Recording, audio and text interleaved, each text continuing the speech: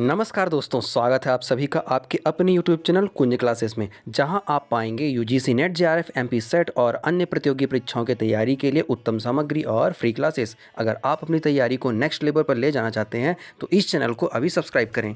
So good morning साथियों, अभी तक हमने शिक्षण अभिवृत्ति के इस सीरीज में जितने भी टॉपिक्स पढ़ लिए हैं उसको एक बार हम रिकैप करके रिविज़न कर लेते हैं। तो चलिए आइए देखते हैं हमने क्या क्या कवर कर लिया है अभी तक। तो अभी तक हमने इसमें शिक्षण की अवधारणाएं, उद्देश्य, शिक्षण का स्तर, विशेषताएं और मूल अपेक्षाएं पढ़ ली है। दूसरा, शिक्षण की विशेषताएं, किशोर और वयस्क शिक्षार्थी की अपेक्षाएं, इसको कवर कर लिया है। तीसरा है शिक्षण प्रभावक तत्व, शिक्षक सहायक सामग्रियां, संस्थागत सुविधाएं, शैक्षणिक वातावरण, इसको हमने कवर कर लिया है। और इसके लास्ट वाले वीडियो में हमने पढ़ा था उच्च अधिगम संस्थाओं में शिक्षण की पद्धति, जिसमें प्रमुख रूप से हमने देखा था अध्यापक केंद्रित बनाम शिक्षार्थी केंद्रित पद्धति। फिर उसके बाद हमने देखा था ऑनलाइन वर्सेस ऑफलाइन, और उसके बाद मैंने एक अलग से वीडियो लेकर के आया था, कौन सा, स्वयं प्रभा और मोक्ष। ठीक है, तो आज हम क्या पढ़ने वाले हैं उसको देख लेते हैं। तो आज हम कवर करने वाले हैं साथियों शिक्षण सहायक प्रणाली, और इसमें से प्रमुख रूप से कौन कौन से शिक्षण सहायक प्रणाली को पढ़ेंगे, परंपरागत, आधुनिक और आईसीटी। आईसीटी का फुल फॉर्म होता है इंफॉर्मेशन एंड कम्युनिकेशन टेक्नोलॉजी, इसको हम पढ़ेंगे। तो चलिए आइए क्लास स्टार्ट करते हैं। तो साथियों, आज का हमारा टॉपिक है शिक्षण सहायक प्रणाली। चलिए देख लेते हैं। टॉपिक नंबर 13 है शिक्षक सहायक प्रणाली। इसमें क्या क्या पढ़ने वाले हैं, परंपरागत, आधुनिक और आईसीटी आधारित। तो आइए हम इसका क्या कर लेते हैं, थोड़ा सा परिचय पढ़ लेते हैं कि आखिर ये शिक्षण सहायक प्रणाली है क्या। तो साधारण शब्दों में बताया जाए साथियों, तो जो शिक्षक सहायक प्रणाली है वह एक ऐसी प्रणाली होती है जो शिक्षकों को उनके पाठ्यक्रम का नियोजन और उनके शिक्षण सामग्री को मूल्यांकन और शिक्षार्थियों की निगरानी में मदद करती है। कुल मिला करके वो सारे इक्विपमेंट, वो सारे तरीके, वो सारे मेथड जिसकी सहायता से कोई शिक्षक शिक्षण प्रणाली को सफल बनाता है, उससे कहा जाता है शिक्षण सहायक प्रणाली। तो जैसा कि आप देख पा रहे होंगे क्या लिखा हुआ है, आइए देख लेते हैं। इसमें लिखा गया है यह एक ऐसी प्रणाली है जो शिक्षकों को पाठ्यक्रम नियोजन, शिक्षण सामग्री, मूल्यांकन और शिक्षार्थियों की निगरानी में मदद करती है। इसके माध्यम से शिक्षक अपने समय का प्रबंधन कर सकते हैं और शिक्षा की गुणवत्ता को बेहतर बना सकते हैं। इसका मतलब क्या हुआ, इस शिक्षक क्लास में जाने से पहले ये डिसाइड कर लेगा कि आज उसको क्या पढ़ाना है, कौन सी सामग्री उसकी क्लास में उपस्थित होनी चाहिए, आज उसको असेसमेंट करना है स्टूडेंट्स का, या स्टूडेंट्स को प्रोजेक्ट्स वर्क देना है, या उनको फिजिकल क्लासेस करवानी है, या फिर उनको ऑनलाइन पढ़ाना है, या फिर उनको ऑनलाइन सामग्री उपलब्ध करानी है। ये सब करके वो क्या कर लेगा, अपने पूरे एक स्ट्रक्चर बना करके, पूरा टाइम मैनेजमेंट करके फिर अपने इस शिक्षा की गुणवत्ता को बेहतर बना सकता है। ठीक है, तो चलिए आइए देखते हैं आगे क्या लिखा हुआ है। तो इसके प्रमुख घटक, शिक्षण प्रणाली के प्रमुख घटक कौन कौन से हैं, तो 5-6 पॉइंट हैं। ठीक है साथियों, चलिए आइए पढ़ते हैं। पहला लिखा हुआ है शिक्षण सामग्री का प्रबंधन, दूसरा है ऑनलाइन शिक्षण प्लेटफॉर्म, तीसरा है मूल्यांकन प्रणाली, चौथा है पाठ्यक्रम योजना, और फिर उसके बाद 5वां है डेटा संग्रह और विश्लेषण, और छठवां और लास्टवां है संवाद और सहयोग। तो एक एक करके हम जल्दी जल्दी इन सबको पढ़ लेते हैं। तो कंपोनेंट जो हम पढ़ रहे हैं, इसके प्रमुख घटक, घटक मतलब कंपोनेंट। कंपोनेंट का मतलब क्या होता है, सभी लोग जानते हैं। कंपोनेंट का मतलब ये होता है साथियों कि जो शिक्षक है वो शिक्षा प्रणाली पर किन किन प्रमुख कंपोनेंट, मतलब कि टूल्स का यूज़ करके अपने शिक्षण प्रणाली को पूरा करता है। तो पहला हमने देखा है शिक्षण सामग्री का प्रबंधन।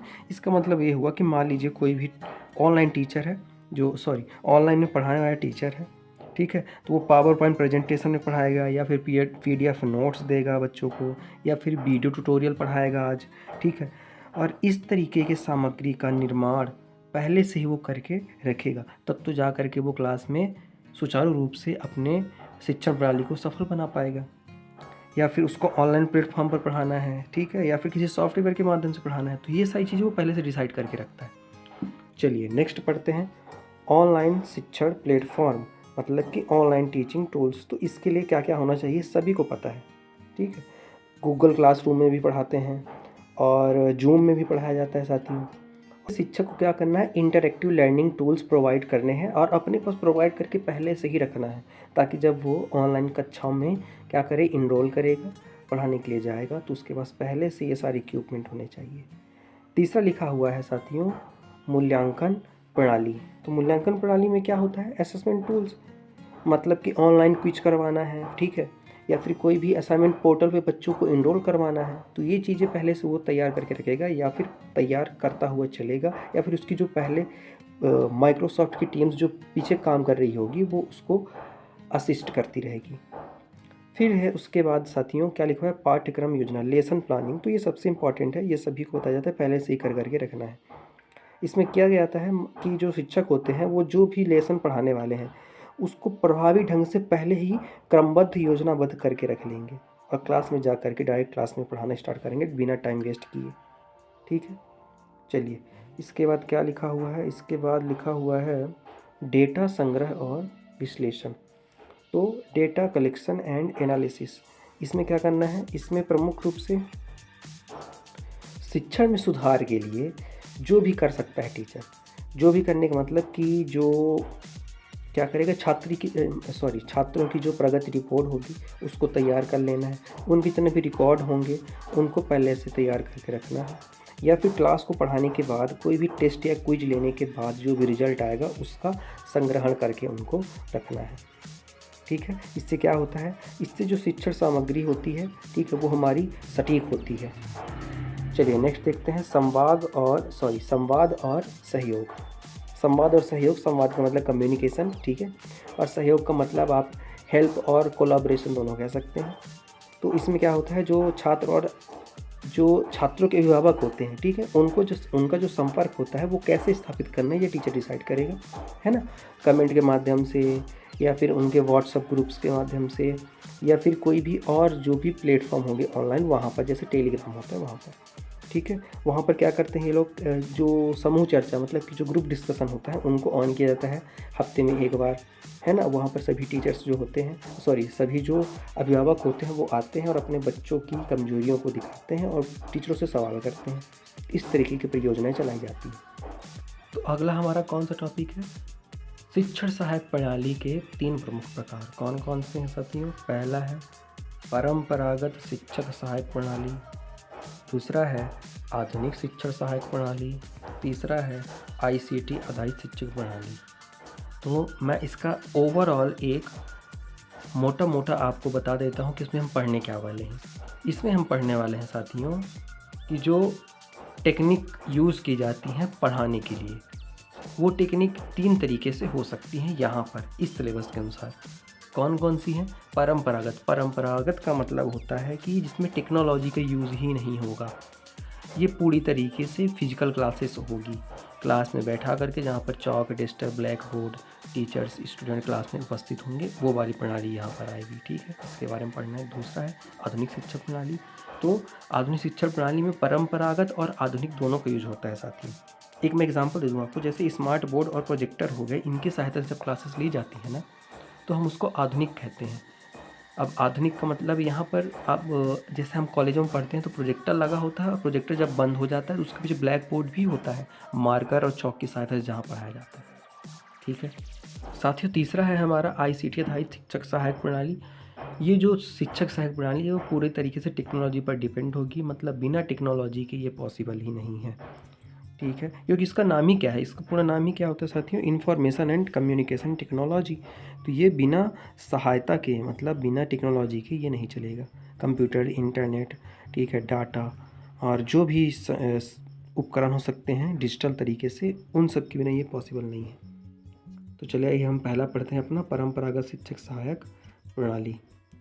परंपरागत शिक्षण सहायक प्रणाली क्या लिखा हुआ है, यह प्रणाली प्राचीन और पारंपरिक शिक्षण पद्धतियों पर आधारित है। इसमें तकनीकी उपकरणों का उपयोग नहीं किया है, जैसे मैंने बताया ये पूरी तरीके से प्राचीन या फिर जैसे भी फिजिकल क्लासेस होती हैं, है ना, भौतिक कक्षाएं, उनकी सहायता से ये प्रोवाइड करवाई जाती है। इसकी प्रमुख विशेषताएं कौन कौन सी हैं, मुख्य सहायक साधन कौन कौन से होंगे इसके, पाठ्यपुस्तक, कक्षा, ब्लैक बोर्ड, शिक्षा का माध्यम मौखिक लिखित, और तीसरा है मूल्यांकन। इसको मैं बहुत नहीं बताऊंगा साथी, क्योंकि सभी लोग जानते हैं। ठीक है, इसका उपयोग क्या है? व्यक्तिगत शिक्षण पर ध्यान केंद्रित करने के लिए इसका उपयोग किया जाता है। मतलब कि जो एक एक स्टूडेंट होगा उस पर पूरे तरीके से शिक्षक ध्यान दे सकता है। दूसरा है समूह चर्चा या सह शिक्षण निर्माण। तो ग्रुप डिस्कशन बच्चों के बीच में होता ही रहता है। ठीक है, वहाँ पर जो लंच का टाइम होता है और साथ ही साथ कोई कक्षा खाली हो गई है, मान लीजिए कोई टीचर नहीं आया है, लेट आ गया, तो वहाँ पर बच्चों ग्रुप डिस्कशन चलता ही रहता है। चलिए नेक्स्ट है हमारा इसकी सीमाएं। सीमाएं का मतलब होता है कि इसके जो लिमिटेशंस हैं, कमियां हैं, कौन कौन सी हैं। प्रौद्योगिकी का उपयोग नहीं होता है, सभी लोग जानते हैं। दूसरा, शिक्षण प्रक्रिया बहुत ही धीमी और सीमित होती है, तभी तो सालों का समय लग जाता है एक क्लास को कंप्लीट करने में, और यहीं पर ऑनलाइन कक्षाओं में आप 2 महीने में पूरा सिलेबस कंप्लीट कर लेते हैं, है ना। तीसरा है व्यक्तिगत प्रगति का उचित विश्लेषण नहीं हो पाता है।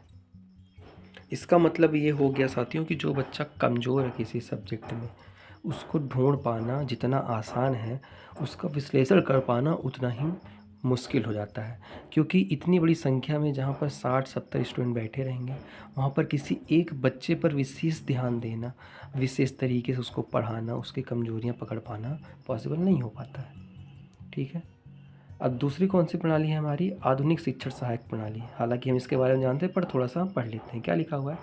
आधुनिक प्रणाली में शिक्षकों को नए उपकरण, शिक्षण विधियाँ और सहायक सामग्री प्रदान की जाती है। मतलब परंपरागत रहेगी और उनकी सहायता के लिए हम उनको उपकरण प्रोवाइड करवा रहे हैं। अब ये उपकरण कैसे हो सकते हैं? सभी को पता है, जैसे प्रोजेक्टर हो गया है ना, ये स्मार्ट एडू क्लासेस हो गया, ये सारी प्रोवाइड करवाई जाती हैं। तो विशेषताओं में हम इसके पढ़ेंगे। पहला लिखा हुआ है मुख्य सहायक साधन। मुख्य सहायक साधन में हम क्या लिख सकते हैं साथियों? जैसा लिखा हुआ मैंने प्रोजेक्टर, सभी लोग जानते हैं ना, प्रोजेक्टर लगा होता है। प्रोजेक्टर में प्री अपलोडेड क्लासेस होती हैं, वहाँ उसको ऑन करके जो ब्लैक बोर्ड होता है उसके सामने एक वाइट बोर्ड में हम उस प्रोजेक्टर को फोकस करके उसमें से सभी इंफॉर्मेशन को कैप्चर करते हैं। ठीक है, इसमें स्मार्ट बोर्ड भी आ जाते हैं और जो वीडियो लेक्चर होते हैं वो भी आ जाते हैं। तो हमारा पहला हो गया है मुख्य सहायक साधन। दूसरा है हमारा शिक्षा का माध्यम, इंटरएक्टिव लर्निंग। ये थोड़ा इंपॉर्टेंट है, इसको थोड़ा सा ध्यान से सुनिएगा साथियों। इंटरएक्टिव लर्निंग का मतलब होता है कि जो शिक्षार्थी है और जो शिक्षक है, इनके बीच में जो संवाद होगा वो कैसा होगा? वो सक्रिय भागीदारी वाला होगा और सक्रिय भागीदारी को प्रोत्साहित भी करेगा। ठीक है, इंटरएक्टिव लर्निंग ऐसे ही होती है। यहाँ पर जो वीडियो लेक्चर और स्मार्ट बोर्ड में पढ़ाए जाते हैं, उनमें शिक्षक भी उपस्थित होता है, वही बच्चों को पढ़ा रहा होता है। तो जो बच्चों के डाउट्स होते हैं ना, उस सिस्टम से लेकर के वो वहीं पर क्लियर हो जाते हैं। अब यहाँ पर ऐसा सिस्टम तो है नहीं कि ऑनलाइन क्लासेस चल रही थी, नीचे कमेंट छोड़ना होगा, फिर कमेंट टीचर पढ़ पाएगी नहीं पढ़ पाए, ऐसा तो होता नहीं है। क्लास में ही स्मार्ट बोर्ड्स लगे हुए हैं, तो जो भी बच्चों को डाउट होता है वो वहीं पर स्टैंड अप खड़े होकर के कर लेते हैं, पूछ लेते हैं। फिर लास्ट है हमारा मूल्यांकन, ग्रुप असाइनमेंट। आपको जो असेसमेंट लिया जाता है, मतलब कि जो भी पढ़ाया गया है, जो भी क्लास में उनको बताया गया है स्मार्ट बोर्ड, प्रोजेक्टर और स्मार्ट क्लासेस, एडू क्लासेस की सहायता से, उसको कितना बच्चों ने कैप्चर किया है। ठीक है, तो इसके लिए एक छोटा सा एग्ज़ाम ले लेते हैं टीचर्स। ठीक है, ओपन बुक एग्ज़ाम्स होते रहते हैं इसके लिए। और जो ग्रुप असाइनमेंट दिए जाते हैं बच्चों को, कि एक असाइनमेंट दे दिया गया है, उस पर 4 बच्चों को एक ही टॉपिक दे दिया गया है और 4 बच्चे उसी टॉपिक पर काम कर रहे हैं। ठीक है, तो उनका जो व्यवहारिक प्रदर्शन होता है इससे पता चल जाता है। चलिए नेक्स्ट पढ़ते हैं, क्या है उपयोग।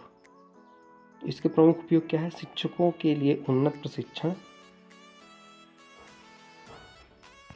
अब जो टीचर्स होंगे वो बिना ट्रेनिंग के इस स्मार्ट बोर्ड को चला नहीं पाएंगे, या फिर बिना प्री क्लास लिए वो खुद उस ब्लैक बोर्ड को उस स्मार्ट बोर्ड को चला नहीं पाएंगे, उनको पहले से सिखाना पड़ेगा। ठीक है, तो उनके लिए, टीचर्स के लिए भी क्या करना है हमको? शिक्षकों के लिए उन्नत प्रशिक्षण प्रदान करना पड़ेगा, तब वो जाकर के स्मार्ट बोर्ड और प्रोजेक्टर में पढ़ा पाएंगे। दूसरा क्या लिखा हुआ है? छात्रों के साथ संवाद बढ़ाने पर जोर।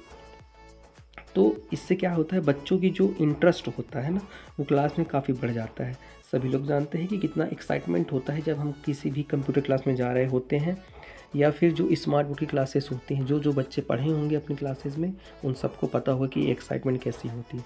तो इससे क्या होता है, छात्रों का और टीचर के बीच का जो संवाद है वो बढ़िया तरीके से बढ़ जाता है। चलिए नेक्स्ट देखते हैं क्या है लाभ इसके कौन कौन से हैं। तो इसके प्रमुख लाभ 3 हैं यहाँ पर। पहला है शिक्षा में नवीनता और रचनात्मकता कैसे आएगी, तो पता ही चल गया है पढ़ के। दूसरा है छात्रों की भागीदारी अधिक होगी, हाँ क्योंकि इंटरेस्ट हो जाता है बच्चों का।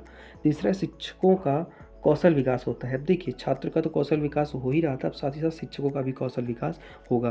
तो यहाँ पर एक सवाल क्या बन सकता है कि ऐसी कौन सी शिक्षक सहायक प्रणाली है जिसमें शिक्षकों का कौशल विकास होता है। तो आप उत्तर दीजिएगा आधुनिक शिक्षक सहायक प्रणाली।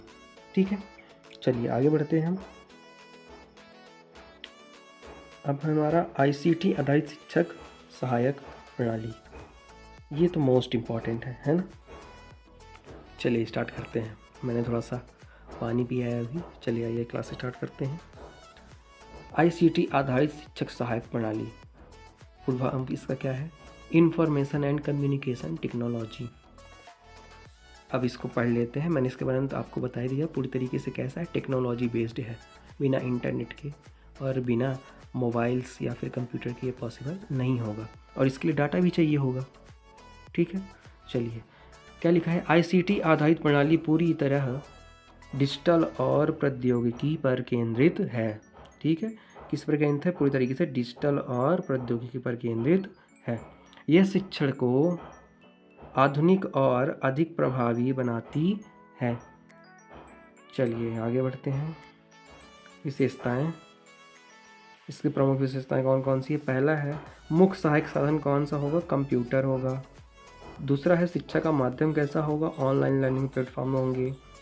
तीसरा है मूल्यांकन कैसे होगा, इस पर थोड़ा सा गौर करने वाली बात है, अभी हम पढ़ेंगे कैसे होता है मूल्यांकन।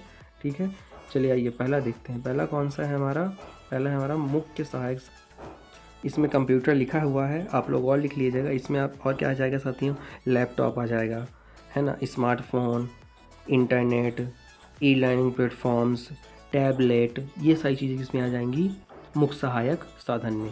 ध्यान दीजिएगा, ठीक है। इम्पॉर्टेंट बात क्या है, ये जो है ना मुख्य सहायक साधन, ये हमको बिल्कुल ऐसा ही लग रहा है जैसे हम आधुनिक शिक्षा प्रणाली में पढ़ने वाले थे, लेकिन ये ऐसा नहीं है। ICT के अंदर इंफॉर्मेशन एंड कम्युनिकेशन टेक्नोलॉजी के अंदर कौन कौन से आ जाएंगे, computer, tablet, laptop, smartphones, internet, e learning platforms. ठीक है, सेकंड है हमारा शिक्षा का माध्यम ऑनलाइन लर्निंग प्लेटफॉर्म्स होगा। तो ठीक है, ऑनलाइन प्लेटफॉर्म्स मैंने इसके पहले पता ही है, ऑनलाइन जैसे स्वयं हो गया, मूक्स हो गया, है ना, स्वयं प्रभा हो गया, कोर्सेरा हो गया, यूडेमी हो गया, EDX हो गया, ये तो मैंने पहले ही बता रखा है आप लोगों को। फिर तीसरा नंबर क्या है, मूल्यांकन। मूल्यांकन किस तरीके से होगा, तो मूल्यांकन ऑनलाइन क्विज लेकर के इनका होता है, जैसे मॉक टेस्ट लेकर के होता है, और जो ग्रेडिंग सिस्टम होता है ना, ABC, या फिर जो रैंकिंग आती है, first rank, second rank, third rank, test लेने के बाद उसके माध्यम से होता है। ठीक है साथियों, चलिए आइए बढ़ते हैं। क्या लिखा हुआ है, उपयोग। उपयोग में क्या पढ़ेंगे, उपयोग में है शिक्षा की सुलभता और लचीलापन। दूसरा है कहीं भी कभी भी पढ़ाई की सुविधा, तो इसको बताने की ज़रूरत नहीं है। ऊपर वाला क्या लिखा हुआ है, शिक्षा की सुलभता और लचीलापन। तो लचीलापन का मतलब यह होता है कि आपको घर बैठे सुविधा मिल जाएगी, आपको स्कूल जाने की आवश्यकता नहीं है, कॉलेज जाने की आवश्यकता नहीं है, या फिर किसी भी फिजिकल क्लास को अटेंड करने की ज़रूरत नहीं है। घर बैठे आप फ़ोन निकालेंगे, तुरंत बिस्तर में बैठे बैठे सारी चीज़ें प्रोवाइड हो जाएंगी आपको। तो ये होता है सुलभता, शिक्षा की सुलभता और लचीलापन। ये इतना ज़्यादा लचीला है कि आप सोते सोते उठ भी जाएंगे तो सुबह सुबह 4 बजे उठ करके ही पढ़ने लगेंगे। ये है इसका लचीलापन। और यहीं पर अगर हम उसकी बात करते जो पहला पढ़ के आए थे, वो क्या थी, परंपरागत, और या फिर जो दूसरा था हमारा आधुनिक। यहाँ पर क्या होता है, यहाँ पर क्या आप सुबह 4 बजे उठ करके पढ़ सकते थे, बिल्कुल नहीं। आपको सुबह 7 बजे उठना होता, नहाना धोना, तैयार होना, लंच बॉक्स, उसके बाद स्कूल जाते, स्कूल में फिर पीरियड डिसाइड होती कि 3rd या 4th पीरियड में स्मार्ट क्लासेस लगेंगी, वहाँ पर जा कर के आप बैठते। तो बिल्कुल ही लचीला नहीं था, बिल्कुल कठोर था। लेकिन ये कैसा है, बिल्कुल ही लचीला है। ठीक है, आई होप आप लोग समझ गए होंगे। चलिए आइए आगे बढ़ते हैं, इसके लाभ देख लेते हैं। तो शिक्षा का लोकतंत्रीकरण करता है। लोकतंत्रीकरण इस तरीके से करेगा कि अब स्कूल जाने की बाउंडेशन तो है नहीं, और सारे कोर्सेज फ्री हैं, तो कहीं पर भी कोई भी स्टूडेंट जिसके पास पैसा हो चाहे ना हो, क्योंकि तो क्लासेस फ्री हैं, वो कहीं पर भी बैठ करके अपनी क्लासेस उपलब्ध करा लेगा। सस्ती और सुलभ शिक्षा है, बिल्कुल सस्ता है। शिक्षक और छात्रों के बीच रियल टाइम इंटरेक्शन, ये मोस्ट इम्पॉर्टेंट हो गया, ठीक है। रियल टाइम इंटरेक्शन का मतलब ये हो गया कि उसी समय पर, जैसे टीचर ऑनलाइन क्लास ले रहे हैं सुबह सुबह 6 बजे, मान लीजिए करंट अफेयर्स की क्लास चल रही है, तो वहाँ पर बच्चे जैसे कमेंट कर रहे होते हैं और टीचर्स की एक जो टीम होती है, टेक्निकल टीम, वो कमेंट को पढ़ रही होती है और टीचर्स तक पहुँचाते रहते। तो टीचर जो होते हैं वो पढ़ाने के साथ साथ उन कमेंट्स का जवाब भी देते रहते हैं। चलिए आइए नेक्स्ट पढ़ते हैं, क्या है इसकी सेमाएँ। सेवाएँ का मतलब आपको पता ही है, मैंने बताया हुआ है, पर देखते हैं यहाँ पर क्या लिखा हुआ है। इंटरनेट और उपकरणों की उपलब्धता पर निर्भर करता है। दूसरा, तकनीकी ज्ञान की आवश्यकता। अब इंटरनेट और उपकरणों की उपलब्धता मतलब जिसके पास इंटरनेट नहीं है, मोबाइल, टैबलेट, स्मार्टफोन या कंप्यूटर नहीं है, उसको ये प्रोवाइड नहीं हो पाएगा, सीधी सी बात है। दूसरा, तकनीकी ज्ञान की आवश्यकता। यदि किसी से मोबाइल चलाते ही नहीं बनता है, इंटरनेट को इंस्टॉल करते ही नहीं बनता है, इंटरनेट की सुविधा लेते नहीं बन रहा है, या फिर घर में इंटरनेट ही नहीं है, या बच्चा पूरी तरीके से क्या है अनपढ़ है, पढ़ाई लिखाई वो नहीं आए, बच्चे क्या जो भी पढ़ रहे हैं अब उनको टेक्नोलॉजी का ज्ञान नहीं है तो वो कैसे कर पाएंगे, ठीक है। चलिए नेक्स्ट क्या है, हम इसकी तुलना कर लेते हैं। तीनों की तुलना करने के लिए मैंने यहाँ पर एक बॉक्स बनाया हुआ है, आप लोग इसका स्क्रीनशॉट ले लीजिएगा। ये काफ़ी शॉर्ट फॉर्म में मैंने बनाया है, बढ़िया तरीके से आप लोग उसको पढ़िएगा। थोड़ा थोड़ा मैं बता देता हूँ। पहला लिखा हुआ है तकनीकी उपयोग, तो परंपरागत में तकनीकी मतलब टेक्नोलॉजी यूज़ ही नहीं होता है, आधुनिक में सीमित मतलब कि थोड़ा सा यूज़ होगा, आईसीटी आधारित में उच्च मतलब बहुत ज़्यादा यूज़ होगा, पूरी तरीके से आईसीटी में टेक्नोलॉजी ही होती है। दूसरा, सहायक उपकरण, परंपरागत में पाठ्य पुस्तक, ब्लैक बोर्ड, मैंने बताया था। आधुनिक में प्रोजेक्टर, स्मार्ट क्लास। आईसीटी में कंप्यूटर, ठीक है। फिर उसके बाद है शिक्षा का लचीलापन, तो लचीलापन ये तो बिल्कुल ही कम है, इसमें थोड़ा सा ज़्यादा है, मध्यम है। और तीसरा में क्या है, उच्च, उच्च मतलब बिल्कुल तरीके से लचीला है। मूल्यांकन प्रणाली कक्षा पर आधारित है, प्रैक्टिकल पर आधारित है और ऑनलाइन क्विज या क्लासेस के माध्यम से पॉसिबल है। सुलभता कैसी है, सीमित यानी कि कम, कम भी बोल सकते हैं इसको, ठीक है। इसमें भी सीमित है, इसमें क्या है सुलभता बिल्कुल व्यापक है। तो चलिए साथियों, आज की क्लास को हम यहीं पर समाप्त करते हैं। आई होप आप सब लोग नोट्स बना रहे होंगे। बिल्कुल भी आप लोग कमज़ोरी नहीं करिएगा, अपने नोट्स को प्रभावी तरीके से बनाइएगा, ठीक है। तो चलिए अब हम अपने नेक्स्ट सेक्शन में मिलेंगे। धन्यवाद और तब तक के लिए आप सभी को गुड बाय। और एक और बात साथियों, मैं कल अपनी क्लास अपलोड करूँगा। मैं अभी 2-3 दिन से क्लास अपलोड नहीं कर पा रहा हूँ, कुछ घरेलू समस्या चल रही है इस कारण से, पर अब डेली क्लासेस आएंगी, बिल्कुल भी टेंशन नहीं लेना है। आप लोग नोट्स बनाते रहिएगा और अगर आपको अच्छा लग रहा हो तो हमारे चैनल को लाइक और सब्सक्राइब जरूर करिएगा और पूरी क्लासेस देखा करिए। बीच में देख करके चले जाते हैं, छोड़ करके चले जाते हैं, उससे कोई भी मतलब नहीं निकलता है, आपका टाइम वेस्ट होता है, ठीक है। अब अगली बार से मैं ये सारी पीडीएफ भी अपने टेलीग्राम चैनल पे डालूँगा।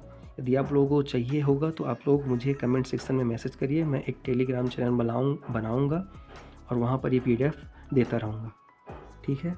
चलिए धन्यवाद, जय हिंद।